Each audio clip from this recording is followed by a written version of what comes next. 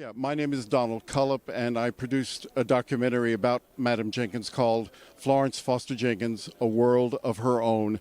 It was released in 2008 and is available from VAImusic.com.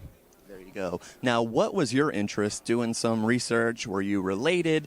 Tell the viewers what inspired you to do this story. I first heard Madam Jenkins when I was 10 years old, actually, in 1965.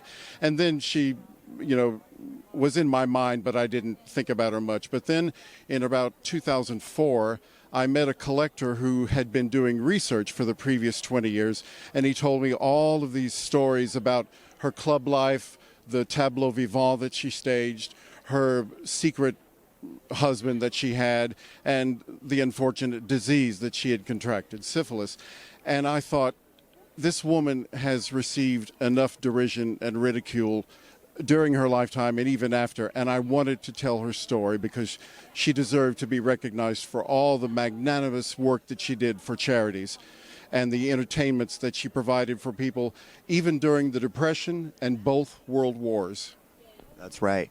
Now, a lot of people think when they hear about the story of Florence Foster Jenkins, she spent a lot of time in New York, Philadelphia, but a lot of people don't realize she was born right here in Wilkes-Barre, Pennsylvania. Yes, she was born here in Wilkes-Barre, and after she married, she lived in Washington for about a year, but then she moved back to Wilkes-Barre. Around the turn of the century, she and her mother then moved to New York. And then when her father died, she and her mother began to receive an inheritance.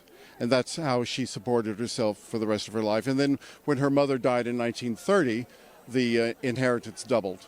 There you go. So you are a performer yourself, but you can actually sing though, right? Oh, yeah. I was a boy soprano, very, very good boy soprano. And then I became a baritone. I sang and won prizes in international singing competitions. And I had a short, nice career. But then I retired in around 1993. So making a documentary, was filmmaking something that was just a hobby or something you felt that, as a performer, that her story should be told? It was suggested to me that I make a documentary about the famous Wagnerian soprano Astrid Varnay. And then when I heard about the stories about Jenkins, I really felt that her story needed to be told because all we knew about her were the records and that very strange picture of her as an angel. We didn't know why she was dressed in an angel, but it was from a tableau vivant, the rich, beautiful productions that she would put on. So I really felt the public should know more about her, and then they might come around about their opinion. Of course, the recordings are very funny, and she's not a good singer, but she did much more than just sing. Now, when we recall her performance at Carnegie Hall, in fact, was a sold-out performance. And what do you think about that? Well, she took it upon herself to rent the hall, and her common-law husband, St. Clair Bayfield, tried to convince her not to do it, but she insisted. She said, "I can do it. I'll show everybody." And it was announced, I think, 2 days before the concert, which occurred on October 25th, 1944. And it sold out immediately because word had gotten out in the underground about this strange lady that gets up and sings with these strange costumes. And 2,000 people were actually turned away. Giancarlo Menotti, the composer, came. Marge Champion, the Broadway actress-dancer.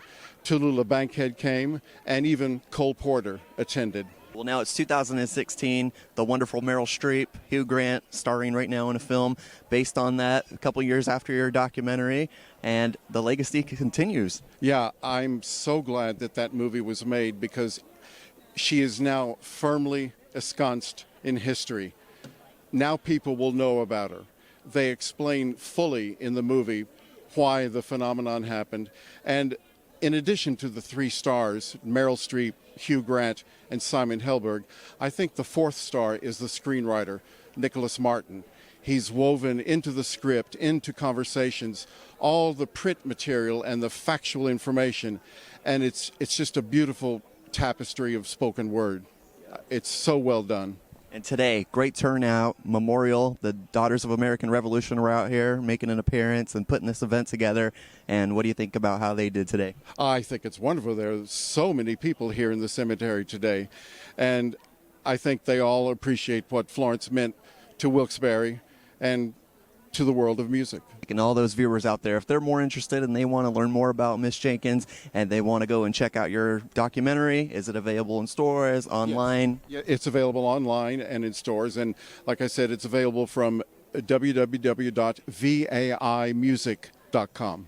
There you go. And if people want to listen to some of your music, is that out there too? They can find singing of me as a boy soprano and baritone on YouTube. Just search for my name, Doland Collup, Collup. Wonderful. Well, thanks so much for your time. Thank you. You got it. Thank you.